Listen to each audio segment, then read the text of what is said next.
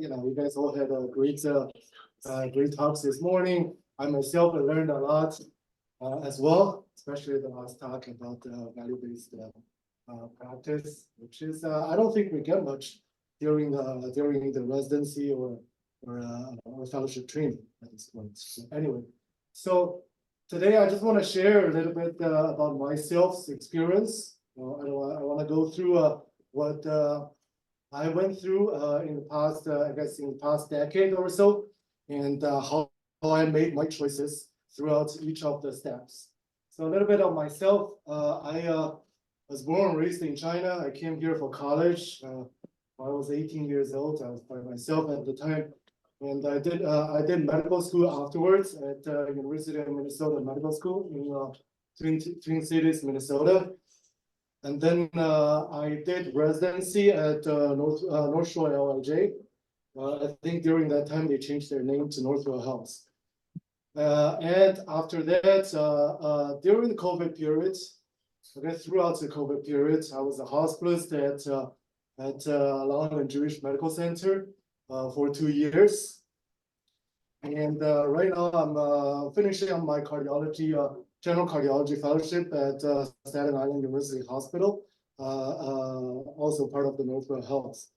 And in 2 months, I'll be going back to Minnesota, going back to University of Minnesota for a 1-year interventional cardiology training fellowship. Left. Mm-hmm.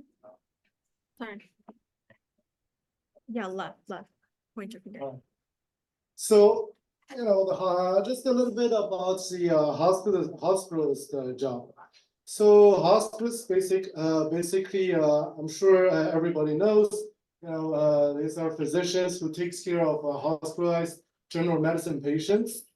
Their severity of diseases ranging from very acute diseases or from exacerbation of their chronic conditions. The job itself involves patient care, and where I worked is considered part of the Northwell Medical School system. So you take on teaching responsibilities, and I did a little bit of research as well while I was attending there. And so if you decide to pursue this career down the road, there are lots of leadership roles or administrative roles that you can continue to pursue.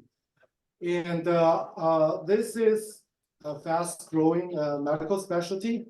And last time I checked the numbers, there are over 30,000 hospitalists here in the United States. Keep in mind, I think this is a specialty that just started around 3-4 decades ago.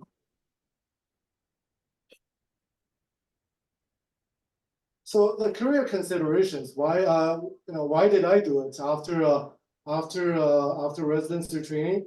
Of course, everybody, when you're looking for a job, doesn't matter if you're a physician or fireman or anyone, you pay attention to the salary. As a hospitalist attending, I think across the nation, it's pretty standard. You make I wouldn't say you make a sky high salary compensation amount, but you make a comfortable salary fresh out of residency. Anytime you see a salary increase 4 to 5 times, you'll be satisfied with that. And that was me back in 2019. And also, you also take into consideration the practice models. From my perspective, when I was doing my job search, I guess 5 years ago, 6 years ago, the practice models are most hospital employed. So at the same time that you feel like you work under somebody, it relieves you a lot of the hustle when you're negotiating for your jobs, because the contracts are usually, the practice models are usually pretty standardized. And the work hours, call schedule, that's one of the things that any physicians would pay attention to as well.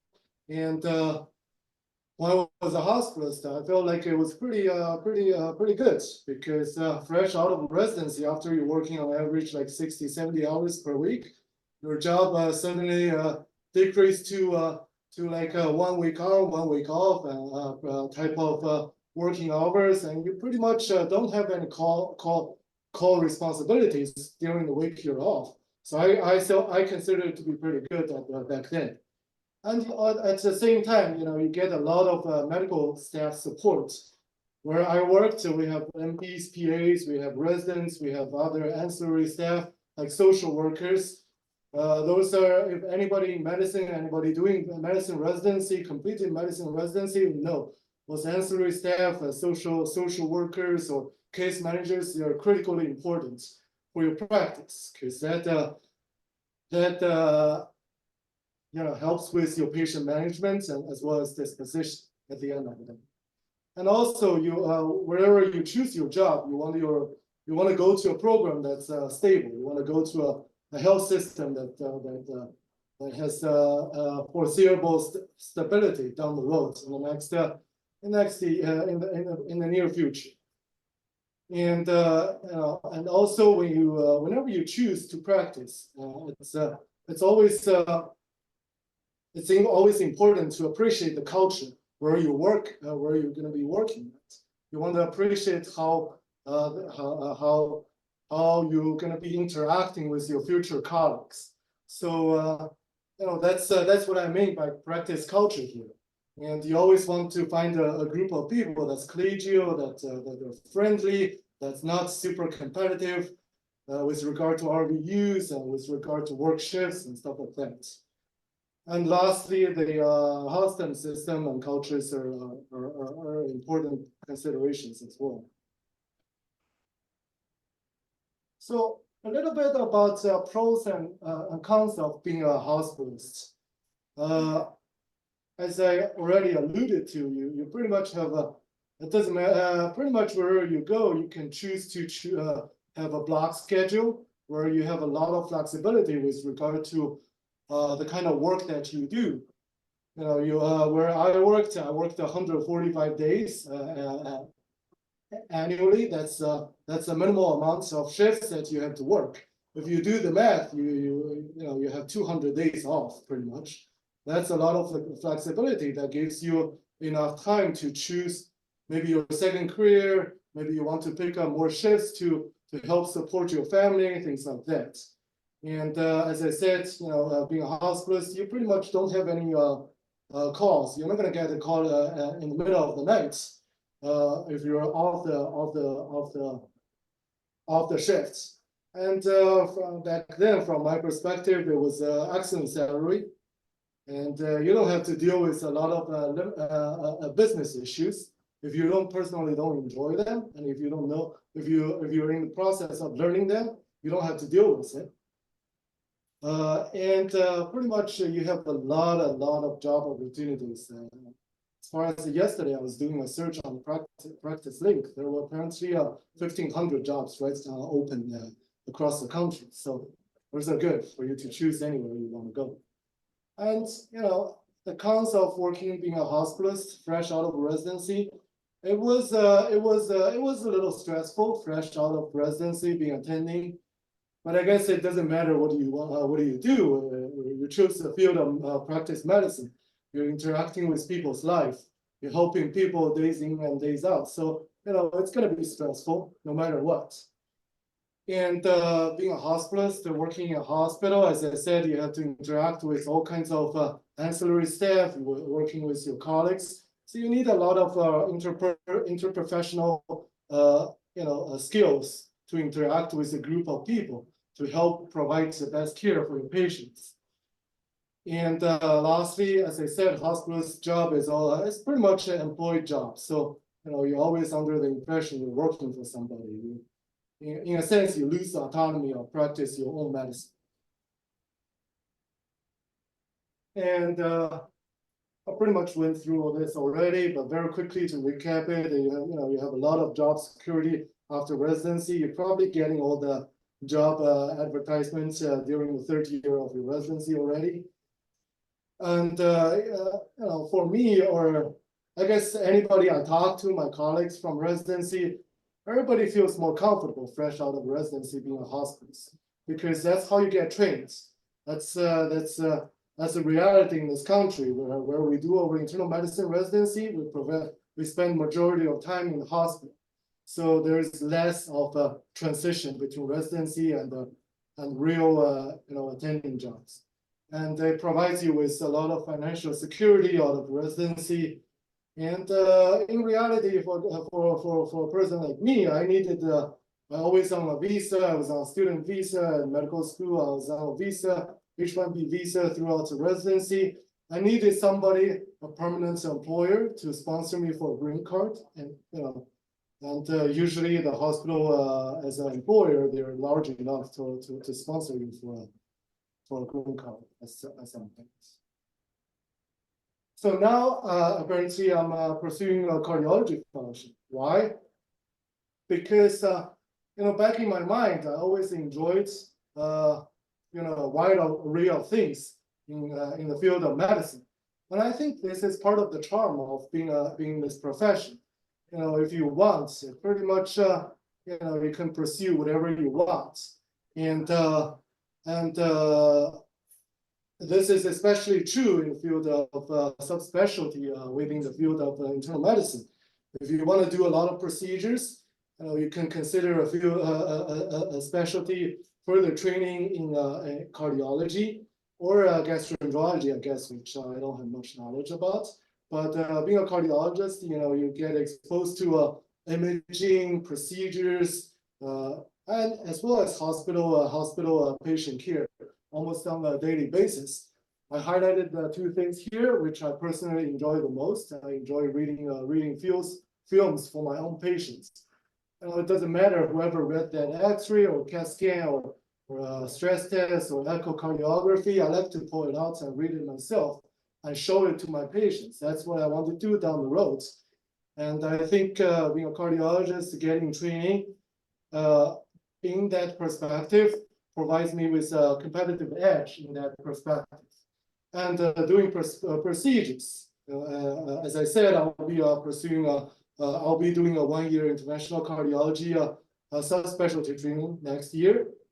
And I think, doing procedures from my perspective is one of the best ways to recruit your future talents. That's what I was told during training, throughout my training. If you save a patient life 1 point, the whole patient's family is going to be your patient. It's going to be your patients down the road. And also at the same time, you don't lose your patient care within in and outside of the hospital. And that's personally, that's the reasons why I chose to subspecialize in the field of cardiology. Of course, it takes a certain amount of sacrifice. You work hard. You pretty much, again, we work like an intern when starting a cardiology fellowship. It's not easy. It's by no means an easy training path.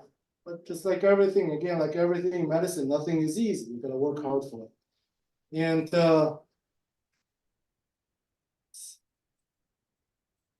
I'm sure this is not the first time you guys will see this, and I just want to re-emphasize, it doesn't matter where you guys going, what specialty you're gonna be entering. It's important to follow your passion. I was in hospice for 2 years. If you keep trying, keep doing research, keep working hard in your field, and talk to the right people and follow your passion, you're gonna get into wherever you want to get into, irrespective of your immigration status or a lot of other obstacles. And it's always important to maintain a healthy relationship wherever you go, wherever you are, because you never know, your future employers will call your current colleagues and talk to your current employers. You want them to put in the best words for you. And the only way to achieve that is to be nice to everybody. And also I want to say, I know this has been reiterated multiple times during this conference, networking, going to conferences, doing research. Those are the best ways for you to know people. That's the best ways for you to build a relationship. You never know, maybe that's your future mentor, maybe that's your future employer or your future partners. And I guess lastly, it's very important to work hard and work efficiently. I don't know, my talk is a little short, and I just want to open it up, and I don't know if you guys have any questions, because I went through pretty much everything, so I don't pretend to be a immigration lawyer or financial advisor. You know, I have my personal experience. I would love to share with you guys during this conference or afterwards. Thank you.